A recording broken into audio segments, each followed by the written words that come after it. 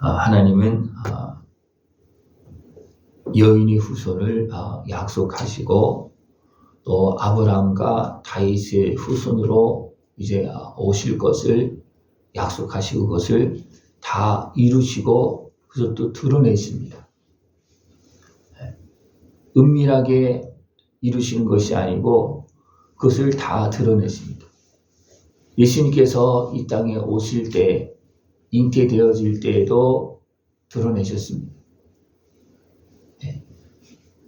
드러내도 사람들은 그것을 온전히 믿지 못하고 받아들이지 못하는 그런 모습이십니다.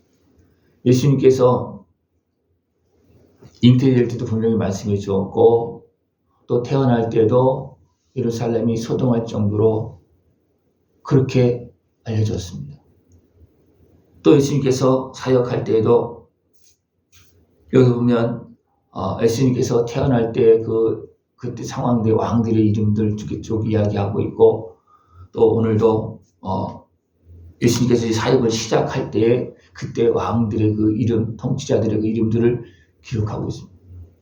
그것은 뭐냐면 하나님께서 약속대로 보신 것은 분명히 역사 속에 분명히 이때에 이루어졌다. 그것을 확실하게 보여주는 것입니다.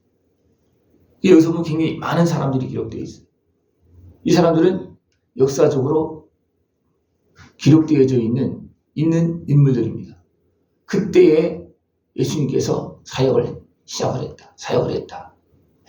그것을 말씀하고 이제 세례 요한을 통해서 가서 이제 예수님께서 오실 길을 준비하게 합니다. 그래서 백성들의 마음을 돌아오게 합니다. 어떻게 돌아오게 하느냐 하면 그들이 악한 길에서 돌아올 수 있게끔 지금 죄를 짓는 일에서 회개하고 돌아올 수 있게끔 준비시키는 겁니다. 우리가 알고 있는 죄를 회개하지 않고서는 주님을 맞이할 수가 없습니다. 그것을 알려주는 거예요. 그래서 군인들도 또 세리들도 우리가 어떻게 해야 되겠습니까 했을 때 그들에게 합당한 것을 가르쳐줍니다. 군인은 또 그 힘으로 막 학대하거나 막 하지 말고 또 세리는 어떻게 합니까? 세리를 과다하게 거두지 말고 그런 걸 가르쳐줍니다. 왜냐하면 그것이 결국 주님을 맞이할 수 있는 준비입니다.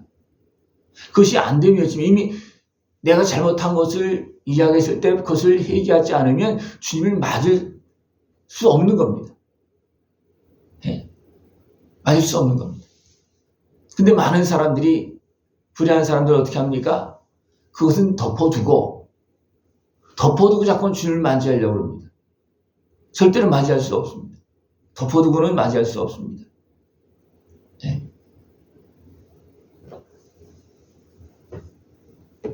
이 세례 요한이 강력하게 회개하라, 천국이 가까웠다. 나는 물로 세례를 주지만 내 뒤에 오시는 분은 불과 성령으로 세례를 베풀 것이다. 예수님 진짜 하나님의 나라를 이루신다는 겁니다.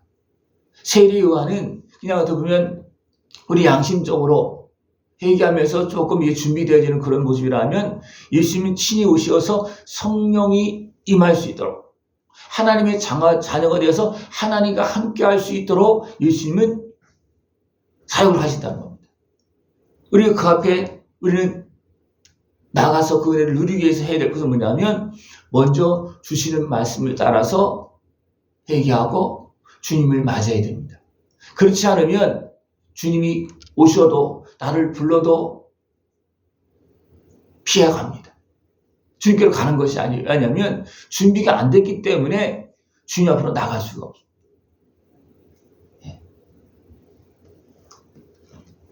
제사장들도 성전에서 일하는 제사장들도 물과 피로 씻지 않으면 성전 안에 들어가서 일할 수 없습니다. 또 대제사장은 자기와 백성의 죄를 사하는 그런 예식을 행하고 사하고 그 다음에 들어갑니다. 지성소에 들어갑니다. 그렇지 않으면 어떻게 됩니까? 대제사장도 죽습니다. 예수님께서 이 땅에 오셔서 사역할 때 분명히 죄가 없었습니다. 그러나 아픔이 있었고 육신의 연약한 모습으로 이제 상한 모습이 있었습니다.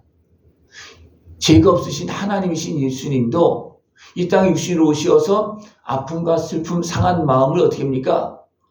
위로받고 치료받고 그 다음에 사역을 감당합니다. 또 제자들은 어떻습니까? 제자들이 예수님의 십자가 은혜 앞에 나가서 지금까지 어리석게 행했던 것을 또 잘못했던 것을 회개하고 그 다음에 성령이 임한 다음에 사역을 감당합니다. 우리 이것을 항상 기억하고 나에게 하나님께 베푸신 은혜를 내가 어느 때 받을 수가 있느냐? 내가 진정으로 하나님 앞에 나아갈 때, 진정으로 예수님의 십자가 은혜 앞으로 나아갈 때 우리 모든 아픔과 죄를 씻어주시고 그 다음에 성령님을 보내주시고 자녀 삼으시고 하나님의 일을 하게 하는 겁니다. 구약에서도 하나님의 일을 하는 사람들은 어떤 사람들이었습니까? 분명히 예수님이 오시기 전에 하나님께서 약속한 것을 믿고 그 예식을 행하면서 진짜 하나님을 경외하면서 두려움으로 떨림으로 그 앞에서 준비된 사람들은 그때에도 하나님께서 약속하신 성령을 그들이 하나님께서 약속한 것을 믿음으로 행할 때 그들을 습니까 용서하고 성령을 보내주시고 그들에게 성령의 감동을 통해서 성령께서 함께 하신 건세와 능력을 통해서 일할 수 있게 이게 구약에서도 그렇게 하셨습니다. 그럼 신약에서는 어떻습니까? 이미 예수님께서 오셨잖아요. 지금 어떻습니까? 오시고 이제 예수님은 사역을 감당하고 가셨고 성령님까지도 오셨습니다. 지금 그죠? 그러면 우리는 어떻게 해야지만 성령님과 함께하면서 사역을 감당할 수가 있느냐? 말씀을 믿고 예수님 앞에 진짜 나가서 나를 십자가신 예수님 앞에 나가서 진정으로 회개하고 정결하게 되어질 때 그 다음에 어떻게 됩니까? 성령님께서 임하시는 것입니다. 성령님께서 임하셔야지만 우리가 진정 하나님의 자녀로 일어나고 하나님의 일에 참여할 수 있고 또 하나님께 영광 돌리는 그 승리의 길을 믿음의 길을 걸어나갈 수가 있습니다. 하나님이 이 길을 우리에게 다 보여주었고 또 우리에게도 그것이 이루어지는 모든 것들을 드러내십니다. 분명히 드러내십니다. 예수님을 통해서도 드러냈고 또 어떻습니까? 바울을 통해서도 드러냅니다. 바울이 예수님을 만나기 전에 진짜 예수님 앞에 회개하기 전에 어떻습니까? 사단에 의해서 수종드는 사람이었어요. 다시 말하면 악한 마귀에 수종드는 사람이었어요. 모르고. 그걸 알고 난 다음에 어떻습니까? 알고 난 다음에 회개했습니다. 그랬을 때 어떻게 됩니까? 예수님께서 정결하게 하시고 그 모든 걸 해결해 주시고 성령을 보내주시고 그를 사역자로 세우십니다. 이것은 하나님께서 지금 우리의 상황이나 어떤 것을 다 드러내시는 것입니다. 예수님께서 이 땅에 오시는 그 모든 과정이나 그런 것도 다 하나님 다 드러내시고 증거하셨습니다. 왜 그렇습니까? 그 예수님을 믿고 그 은혜를 누리려고. 그래서 우리가 진짜 예수님을 믿고 그 은혜를 누린다면 됩니까? 성령의 함께 하시는 그 역사와 깨달음과 감사와 기쁨이 충만해지고 우리 가운데 무엇이 드러납니까? 하나님의 나라가 이루어집니다. 나의 삶 속에서도 분명히 그 증거가 나타납니다. 나의 삶 속에서도. 내가 예수님을 제대로 믿었을 때, 그 은혜를 누렸을 때 성령님께서 임하시고 성령님께서 임하신 그 감동의 은혜의 역사가 분명히 일어납니다. 그러나 아직도 그것이 잘 안 되고 있다 그러면 어떡합니까? 나를 한번 돌아봐야 됩니다. 내가 진짜 예수님을 믿고 그 십자가 은 앞에 나갔는가 안 나갔는가 우리는 돌아봐야 됩니다. 제대로 나갔다면 우리는 제사함 받고 깨끗해지고 어둠은 떠나가고 옛사람이 이제는 새 사람으로 변화되어지고 성령님께서 함께 하신 은혜를 누리면서 살아갈 수가 있습니다. 이것은 하나님께 드러나시는 거예요. 제 예수님도 죄 없으신 예수님도 확실하게 이 땅에 오셔서 살면서 당한 아픔과 슬픔들을 다 씻어주시고 그죠? 어떻게 하면서 성령의 인도하심을 따라서 기도하시면서 다 해결해 주시고 그 다음에 마귀 시험을 거쳐서 다 해결되어졌을 때 예수님도 사역을 시작을 했습니다. 그러면서 사역을 시작한 거예요. 예수님도. 그죠? 분명히 세례요한의 세례를 받았을 때 성령이 임했고 그리고 하나님도 내 사랑하는 아들이라고 그랬습니다. 근데 아직도 무엇이 남아있습니까? 아픔과 슬픔이 남아있는 거예요. 상처가 남아있는 거예요. 그래서 성령님 어떻게 광야로 이끌고 가서 그 문제를 해결해주고 그 다음에 마귀 시험을 거치고 난 다음에 다 이제 마귀는 물러가고 그 다음에 사역이 시작되는 겁니다. 내 인생 속에서 하나님의 일을 언제 어느 때 행하겠습니까? 어느 때 행해야지만 열매가 맺어지겠습니까? 이런 문제들이 처리가 되어지고 악한 권세가 틈탈 수 없는 그런 모습이 되어질 때 진정으로 열매가 맺어지는 그런 모습이 되어집니다. 예. 근데 뭔가 우리가 남아있는 것이 있으면 일을 해도 열매가 맺어지지 않습니다. 그래서 돌밭, 또 길가밭, 가시떨기밭 열매가 없잖아요. 그렇습니까? 그 틈으로 인해서 어둠이 지배하니까 일을 열심히 하면서 열매가 맺어지지 않는 거예요. 예. 그래서 좋은 밭은 어떻습니까? 30배, 60배, 100배 결실을 맺는데 그것도 내가 잘 때는 또 가라지를 막 마귀가 뿌려서 어떻게 합니까? 열매를 맺지 못하게 막 갈등하게 만들고 싸우게 만들고 그렇게 해서 열매를 많이 뺏어가는 거예요. 맺지 못하게 하는 겁니다.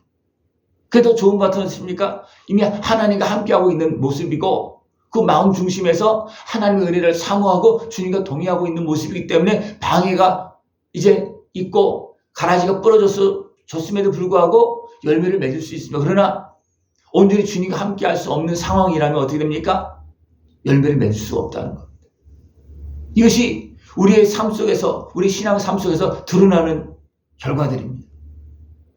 하나님 지금 다 드러내고 계십니다. 그죠? 아들을 통해서 드러내고 있고 모든 주의 종들을 통해서 다 드러내고 있습니다. 나를 통해서도 드러내고 있습니다. 우리의 실상을 드러내고 있습니다. 우리는 하나님께서 그 이루시는 그 은혜를 다 볼 수 있는 것이 필요합니다. 예수님께서 가르치심을 시작하실 때 30세쯤 됐으니라. 그러면서 이 예수님은 누구시냐? 쭉 족보를 쭉 올라가면서입니까? 하나님까지 올라갑니다. 왜 거기 올라가니까 하나님께서 약속하신 대로 하나님께서 이렇게 보내셨고 이 모든 과정을 얼마나 어려운가 온 땅이 다 멸망되는 과정들이 있잖아요. 그죠? 노아를 남기셨습니까? 계속 약속을 이루고 가는 거예요. 아브라함을 불러내서 또 다윗을 세워서 또 약속하시고 그래서 어떻습니까? 약속하신 대로 하나님께 이루신 것들 다 보여주었습니다. 그래서 사람들은 다윗의 후손으로 오시는 그 예수님을 볼 수 있는 겁니다. 그렇지만 온전한 다윗의 후손입니까? 아닙니다. 여인의 후손입니다. 이 하나님은 다 이루시는 거예요.